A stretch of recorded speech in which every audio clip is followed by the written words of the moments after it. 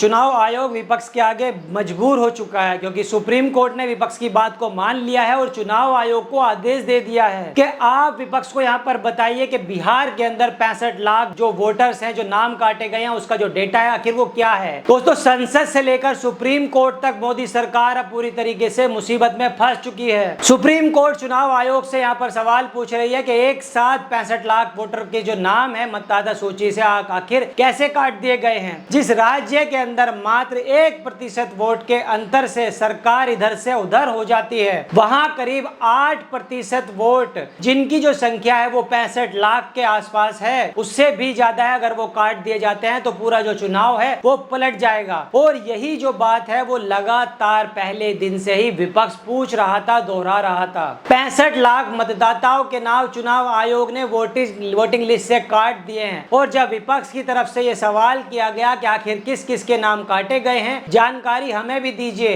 तो चुनाव आयोग इस डिमांड को, ये जो बात है, इसको पूरी तरीके से खारिज कर रहा है। लेकिन अब जो चुनाव आयोग है वो पूरी तरीके से मजबूर हो चुका है, क्योंकि विपक्ष की जो मांग है उसको मान लिया गया है सुप्रीम कोर्ट की तरफ से और आदेश जारी कर दिया है कि इसको लेकर के जो डेटा है वो शेयर कीजिए आप। और इसके लिए बाकायदा चुनाव आयोग को 9 अगस्त की तारीख भी दे दी गई है। दोस्तों, सुप्रीम कोर्ट ने साथ ही साथ ये भी कहा है कि चुनाव आयोग ये भी बताए कि 65 लाख लोगों के जो नाम है वो जो काटे गए हैं वो आखिर कौन है और किस कारण से उनके नाम काटे गए हैं। एसोसिएशन फॉर डेमोक्रेटिक रिफॉर्म यानी कि एडीआर ने सुप्रीम कोर्ट में एक याचिका दाखिल की और सुप्रीम कोर्ट इस याचिका पर तैयार भी हो चुका है और 12 अगस्त को सुप्रीम कोर्ट इस पर सुनवाई भी करेगा। और सुनवाई के साथ साथ सुप्रीम कोर्ट की तरफ से एक बड़ा आदेश जारी भी कर दिया है।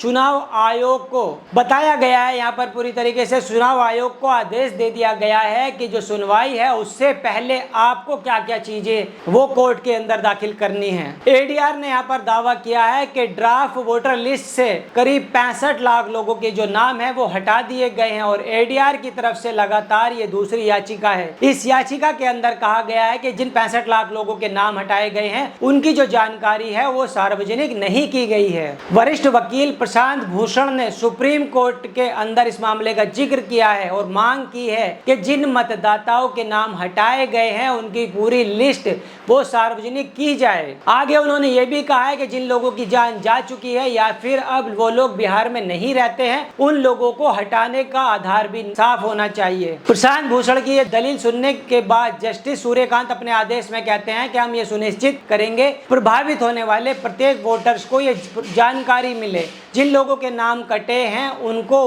उसका कारण भी बताया जाए कि आखिर उनके नाम क्यों काटे गए हैं। 9 अगस्त तक चुनाव आयोग जवाब दाखिल करे और प्रशांत भूषण को इस पर विचार करने दे, फिर हम देख पाएंगे कि क्या खुलासा हुआ है और क्या नहीं हुआ है। दोस्तों, कोर्ट ने चुनाव आयोग को सख्त आदेश देते हुए 9 अगस्त की तारीख दे दी है और कहा है कि सियासी दल जो डिमांड कर रहे हैं उसे लेकर आप एक हलफनामा दाखिल करें। और इसके साथ ही कोर्ट 12 अगस्त को SIR को तैयार हो चुका है। सुप्रीम कोर्ट के सख्त तेवर के बाद अब चुनाव आयोग जो कि पूरे देश के अंदर SIR कराने की तैयारी पर था, जो कि बिहार के अंदर SIR की तैयारी शुरू भी कर चुका था, उस पर भी अब सवाल उठने लगे हैं। अब कहा यह भी जाने लगा है कि क्या SIR के अंदर कोई खामी पता चलती है तो क्या सुप्रीम कोर्ट आदेश देकर चुनाव आयोग से ऐसा अभियान रोक देगा और अब पूरे देश के अंदर SIR नहीं होगी। अब कहा यह भी जा रहा है कि सरकार का पूरा समर्थन चुनाव आयोग को मिला हुआ है और इसीलिए सरकार विपक्ष की जो मांग है उसको सुनने के लिए तैयार नहीं है। चुनाव आयोग ने यहाँ पर यह कहा था कि राज्य के 7 करोड़ 89 लाख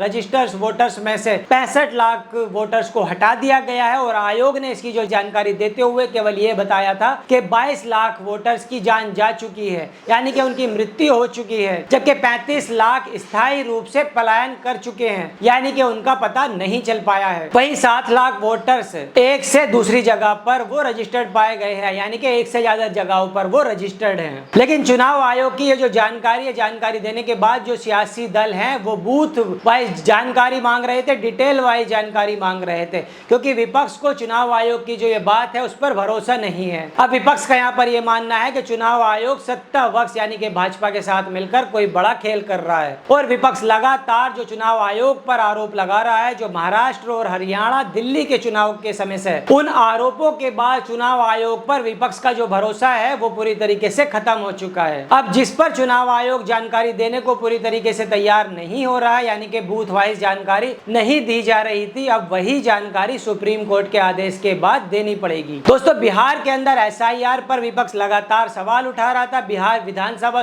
चुनाव हो या फिर देश की संसद, हर जगह एसआईआर को लेकर प्रदर्शन कर रहा था और चुनाव आयोग से लगातार सवाल पूछे जा रहे थे। संसद की बात करें तो प्रदर्शन लगातार आज तक जारी है। विपक्ष लगातार संसद के अंदर एसआईआर की चर्चा की मांग कर रहा है, लेकिन सत्ता पक्ष इस पर चर्चा के लिए कतई तैयार नहीं है। लेकिन अब सुप्रीम कोर्ट ने जब इसमें दखल दिया है, उसके आदेश के बाद ऐसा लग रहा है कि चुनाव आयोग के साथ बीजेपी की भी जो ये गले की हड्डी बन चुका है एसआईआर। यहाँ पर विपक्ष की बात हो रही है तो ये भी बता देता हूँ कि 7 अगस्त को जो राहुल गांधी हैं वो एक बहुत बड़ी बैठक बुला रहे हैं। 7 अगस्त को इंडिया गठबंधन की बहुत बड़ी बैठक है, जिसमें सभी घटक दल शामिल होने वाले हैं। वो राहुल गांधी के आवास पर होगी और इस बैठक के अंदर एसआईआर को लेकर एक बड़ा फैसला हो सकता है, यानी कि एसआईआर को लेकर कोई रणनीति तैयार की जा सकती है या फिर बिहार चुनाव को लेकर कोई रणनीति यहाँ पर बनाई जा सकती है। जिस तरीके से विपक्ष सरकार के ऊपर हमलावर है, सरकार के ऊपर हमला कर रहा है एसआईआर के मुद्दे को लेकर, अब ऐसा माना जा रहा है कि जब से सुप्रीम कोर्ट ने दखल दिया है कि 9 अगस्त को इस पर सुनवाई होगी और डेटा प्रस्तुत करने के लिए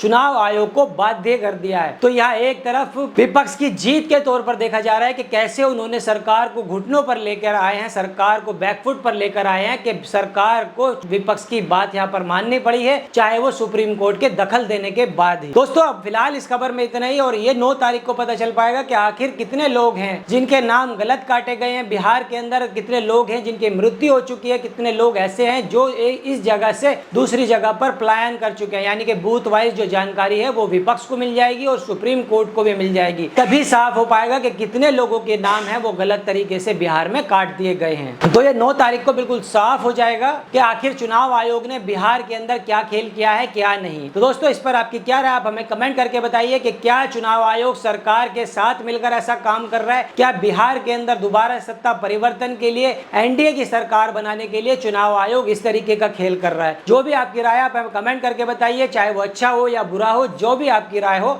वो अपने तरीके से आप हमें जरूर बताइए। तब तक मिलता हूँ अदर वीडियो में। जय हिंद।